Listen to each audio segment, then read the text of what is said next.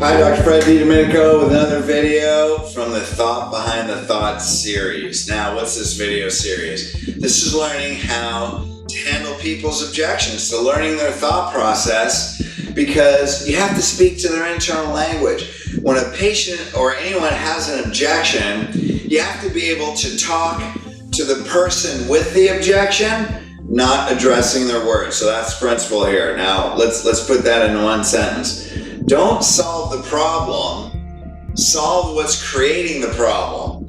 What's that mean? The problem, maybe you think is what they're saying, but what's creating the problem is the emotion or the mindset that that person is in. Now, when you deal with that internal language and the mindset of the person that is actually having that objection or making that statement, now you're really dealing with what's creating the problem. So what's an example of that?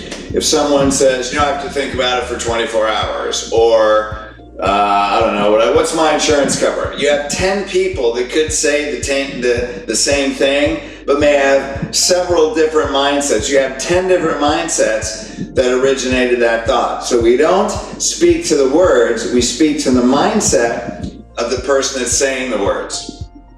Got it? Now I'm going to take a little piece out of our boot camps. This is the 90-day difference program where we guarantee growth in 90 days.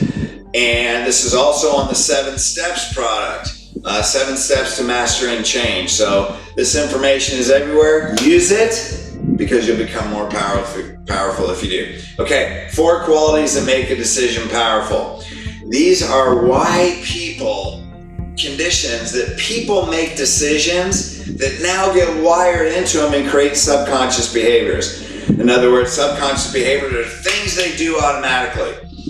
Number 1, the earlier a decision is made in their life, the stronger it will be. What's that mean? Things that are reinforced their whole life. What's that? Well, I have high blood pressure. Well, what's that mean? Our family is genetic, we have heart problems. Our family has heart problems, and you grow up with this, we have heart problems. What's another one? You never buy anything unless you can pay cash, right? So my dad never used credit cards, right? We don't use credit cards. If you can't afford to buy it cash, then you shouldn't be buying it. Like, that's something that's you're raised with, right? And so there's certain belief systems that we develop because we were raised with those, and they're drilled into us, and we live by these even if we don't really agree with them or they don't work in every situation. What's the second one? A decision that's made under a highly emotional condition, the stronger it will be. So any decision that's made under a highly emotional condition that works out, then you'll just repeat it over and over and over and over again. What's that mean? Man, I used credit cards and I put myself into financial disaster, and the day I cut my credit cards was the day I saved my financial life. Like that day, if you imagine them, I'm done with these, oh my God, I'm a wreck, right? You bought something else, your spouse is yelling at you, you get in big money fights, you cut your credit cards, man, our life changed when we cut our credit cards. That's a person that says, we don't use credit cards. But they have credit cards. Isn't that the big contradiction? So what would you do? So we don't use credit cards. Automatically, right? Something in their past. And it was probably made under a highly emotional condition. So right there, immediately say, you do have credit cards. So what it is, why don't you use credit cards? Well, we don't like to pay the interest. Well, we don't like to risk putting our family in debt, right? They're gonna tell you what happened. You're gonna find the trigger. And they say, so you do have them, so really what you do is you must save those for emergencies. Is that right? Oh yeah, well when we have an emergency, okay, do you believe your wife, Mr. Jones, has a condition that's breaking her health down? Yeah. Do you believe that, let's say credit money out of this, do you believe this program is gonna help her recover her health? Yes. Now you talk about their values. So, Mr. Jones, really, as a man, number 1, you're here because you love your wife and you care about her health. But number 2, you're protecting the financial security of the family. Is that right? Is that why you're here? That's why you're asking that question, right? And they'll say yes. And then you say, well, if she's got a condition that's making her worse, can a health problem be a bigger threat? an unexpected health problem, could that be a bigger threat to the financial security? See, that way the pain of being in your program is less than the pain of not being in your program. When the pain of not being in your program is greater than the pain of being in your program, and then, that's 7 steps. That's a pattern interruption question. Step 3 in 7 steps, total pattern interruption.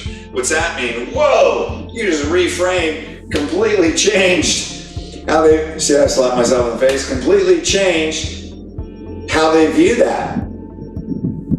Why? Because the decision was made under a highly emotional situation, right? Okay, so we have the earlier in life, stronger we'll be under a highly emotional situation. Now a key decision that has precedence. What's that mean? They come to a point in a fork in the road, and they're like, wow, should I go right or left? I think I'll go left. And that left decision, it's like, good thing I went left, man, because I saved myself. What's that mean? Every time they hit that fork in the road, they're always going to go left. What's that mean? It could be, I want to think about it for 24 hours. It could be under this situation, I got this advice. It could be, my medical doctor evaluated my mom and she had cancer and he saved her life. So what do? So I take all my decisions to my medical doctor. How many times you're, well, I want to talk to my medical doctor. See, that was a key decision that has precedence. So what do? Well, who's your medical doctor? You got to find out what that emotional situation was. So that's a couple of them. Key decision under a highly emotional situation, right? And it could be if they grew up like that. It's been my medical doctor since I was a kid. Now it's been conditioned into them. You got 3 of them. Man, that, how emotionally rooted that is? You got to start asking questions. Who's your medical doctor? What's your relationship? You got to validate, wow, good thing, that he went to your mom because he helped save her life. And you go, but have you ever taken a family issue that wasn't his specialty and he referred you out? Oh yeah, all the time.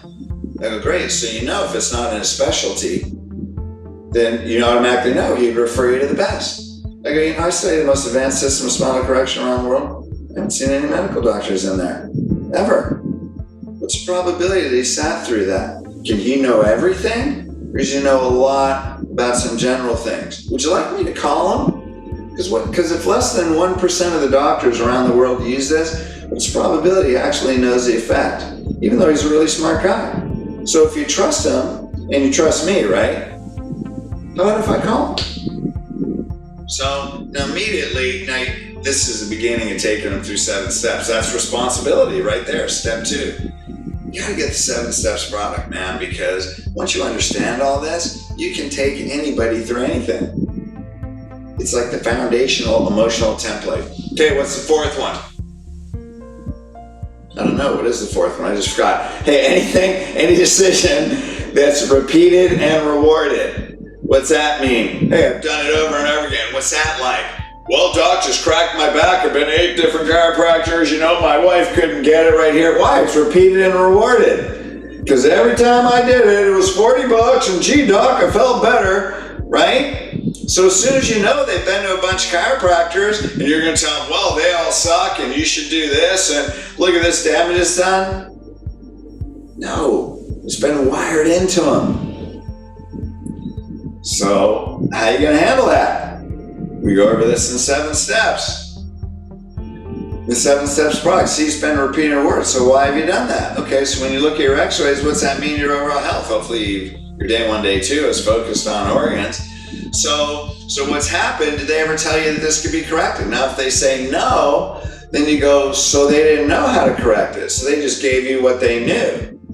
So if a person, if potential for correction is this much, but someone knows this much, are they going to give you this much or are they going to give you a little bit? They're going to give you a little bit, right? So you didn't even know this existed. Now, what if they said, that's kind of a pattern interruption, responsibility. What if they said, yeah, they told me it'd be corrected. Did they lay out a program and tell you that they could actually fix this? Yes. Did you follow it? No. Why not?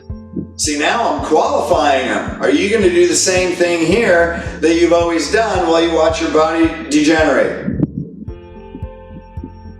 Right? So maybe they were told it could be corrected. And why didn't they do it? See, this is patient application. Now you got to find out what's their reason.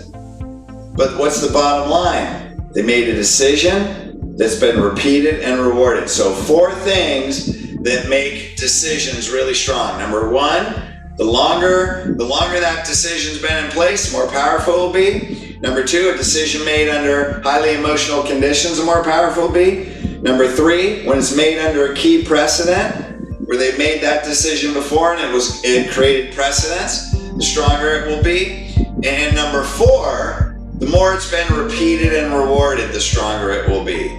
These actually, they're not just decisions, they become beliefs. Beliefs become neuroplastically wired. There's ways to handle beliefs. We go through this in the 7 Steps to Mastering Change. But take this introduction right now, and as you hear people talking to you, don't speak to the objection to the words, speak to the mindset. Because the decisions and the things they're saying were decisions they've made in one of those 4 categories. And then learn how to handle them. Okay, we're coming up with the next video, Thought Behind the Thought series. This is video number 2, totally awesome. Change your life. And if you have any questions about the boot camps or the 7 Steps to Mastering Change, give me a call, because that will blow you out of the water and make you an expert in being an influential, inspirational leader. Thanks.